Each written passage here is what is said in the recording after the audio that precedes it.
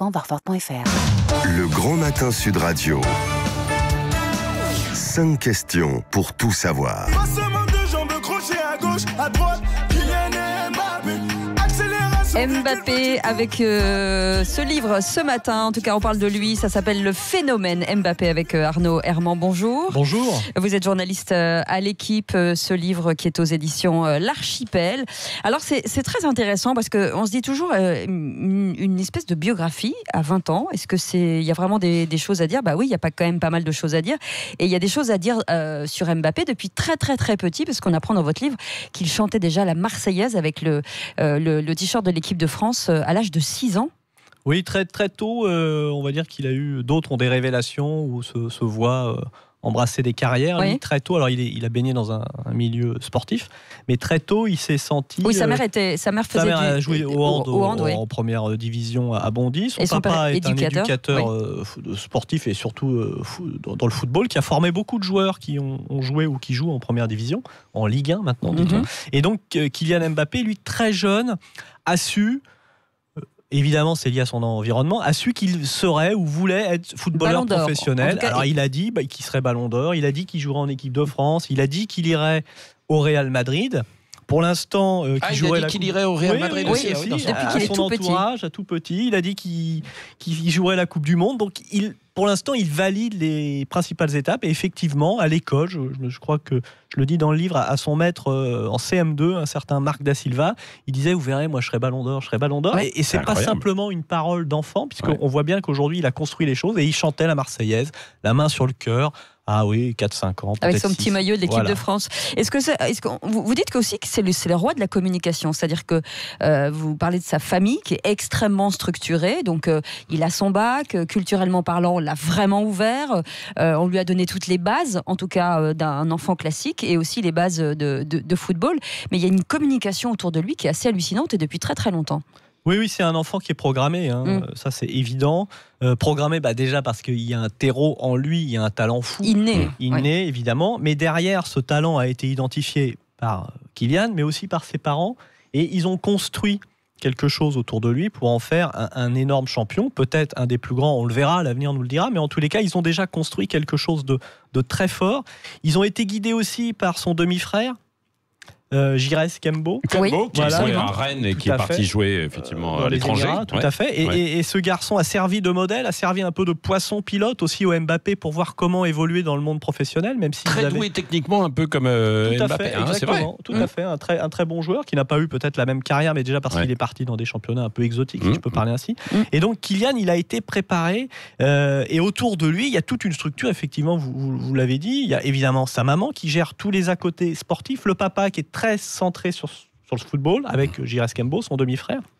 Et puis autour, il y a une structure autour d'un cabinet d'avocats qui gère tout. Qui gère beaucoup. Ses contrats d'image, ses contrats, les demandes. La raison pour laquelle cette biographie n'est pas officielle, c'est que la famille déjà a anticipé le fait de programmer eux et de gérer ces biographies. Je me suis tourné vers eux évidemment pour les prévenir, leur dire que je faisais un livre, pour aussi qu'ils participent s'ils le souhaitaient. Et la maman très gentiment m'a expliqué qu'ils ne souhaitaient pas parce qu'ils avaient des projets personnels libres à eux. Et donc du coup vous ne l'avez pas rencontré, Kylian Mbappé, mais vous le connaissez bien parce que vous êtes journaliste à l'Équipe. Oui, et alors vous ça serait un peu prétentieux. Je le côtoie. Après, c'est pas quelqu'un avec qui j'ai des relations régulières, mais ça m'a pas empêché de rencontrer beaucoup de gens de son entourage. Parce que est-ce qu'il est accessible justement, Mbappé ? Quand vous le croisez après un match, c'est plutôt un garçon qui va jouer le jeu, ce qu'on appelle la zone mix chez les journalistes sportifs. C'est l'endroit où se croisent après les rencontres. Il n'y a pas de confidence, quoi. Ah non, mais ça fait bien longtemps qu'il n'y a plus trop de confidence. Non, mais c'est vrai. Alors après, il y a parfois. Non, mais c'est vrai. Non, mais vous avez tout à fait raison. Mais il n'est pas aussi facilement accessible que ça. Mais moi, ça ne m'a pas empêché de rencontrer beaucoup de gens de son entourage qui l'ont connu petit, des gens qui le côtoient encore aujourd'hui. Donc, j'ai pu mener mon enquête, mais il a fallu que je prenne certaines précautions, notamment ne pas me dévoiler trop tôt. Alors, on parle de Kylian Mbappé, de ses qualités humaines, parce qu'on parle d'un garçon plutôt ouvert et assez généreux, même si ces derniers temps sur le terrain, parfois il a secoué un peu les autres joueurs. Est-ce que ça transpire dans son jeu, où on sent que c'est un garçon bien à la base ? Ah oui, je pense que c'est un garçon bien, qui a été bien éduqué, à qui on a donné des valeurs.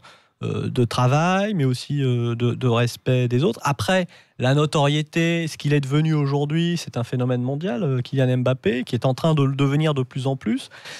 Il est évident que vous avez peut-être des changements dans votre comportement, vous vous comportez peut-être aussi différemment vis-à-vis des autres. Vous vous censurez un peu. Oui, peut-être une volonté de se protéger également. Quand on sait le ravage, j'entendais ça avant d'arriver, des réseaux sociaux, vous en parliez, il est évident que lui, il est scruté nuit et jour, donc il a intérêt à faire très attention de ce point de vue-là. Mais on peut dire que c'est à l'origine un garçon bien. Et après, voilà, on verra une fois comment ça va évoluer. Pour rebondir là-dessus, et c'est un garçon bien et qui ne pourrait pas tomber dans le piège, par exemple, qui avait été tendu plus ou moins à Neymar, quoi. C'est-à-dire une différence en fait entre les deux garçons. Il y a vraiment une vraie différence entre les deux garçons. Après, Mbappé n'a que 20 ans, Neymar en a 27.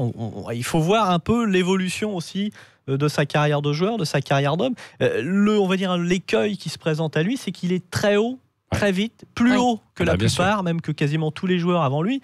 Donc, on va dire, qu'est-ce qu'il peut aller chercher de plus, si ce n'est évidemment la Ligue des Champions à titre collectif, un club étranger, avec une équipe, avec le PSG. Le PSG, Cécile. Son rêve, c'est le Barça. Donc, à un moment donné, le Real, pardon. Donc, il va vouloir y aller à un moment donné. Donc, forcément, son rêve, c'est ça. Il peut gagner la Ligue des Champions avec le PSG, non ? Ce serait un échec s'il partait sans avoir gagné quelque chose, justement. Enfin, quelque chose. Cette Coupe d'Europe avec le PSG. Ça serait un échec. Je pense que pour lui, ça serait considéré comme un échec. Parce que c'est un garçon qui attache beaucoup d'importance aux récompenses collectives et individuelles.